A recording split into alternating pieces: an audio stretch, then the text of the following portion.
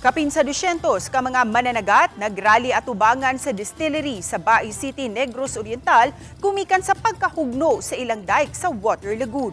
Ano ang report?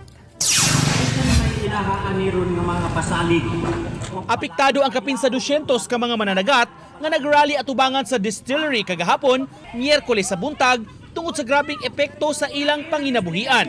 Nahugno ang dike sa Wastewater Lagoon nga iya sa distillery niadtong October 24 sa gabii ug tungod niini midagayday ang wastewater direkta ngadto sa dagat kundi anaa mga fish pen sa mga mananagat. Apektado ang mga mananagat sa 8 ka mga barangay sa Bai City samtang 5 sab ka barangay sa lungsod sa Manhuyod. Gibanabana nga 13 ka ektarya sa Marine Protected Area sa Manhuyod ang apektado. Tungod niini mipagawas og executive order si Manhuyod Mayor Rafi Andaya nga kasamtangang sirad-an una ang Manhuyod Sandbar.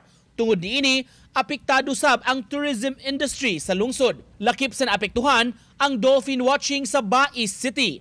Kapin sa 3,000 ka mga mananagat gikan sa 2 ka mga lugar ang apektado. Nabalaka usab sila nga maapektuhan ang protected Tanyon Strait sa kahugaw sa tubig sa dagat. Nagpagawas usab og executive order si Bai City Mayor Luigi Gonyi nga nagpahunong sa operasyon sa distillery. Subay sa kontaminasyon sa kadagatan, mipagawas og local advisory ang Bureau of Fisheries and Aquatic Resources kun BFAR 7 nga nagdili sa mga tao pagpanagat ug pagkuha sa bisan unsang marine products tungod sa kontaminasyon sa dagat. Nag-crack ilang mga dikes. Kaya na earth dike na mga sir, dili mga sa concrete na dike.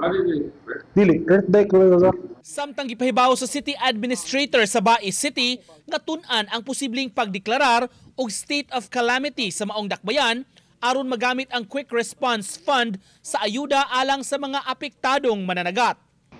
We already have the incident report coming from CDR, from Orsomco that we will include in the assessment in the CDRM Council for possible declaration of a state of emergency or calamity for that matter.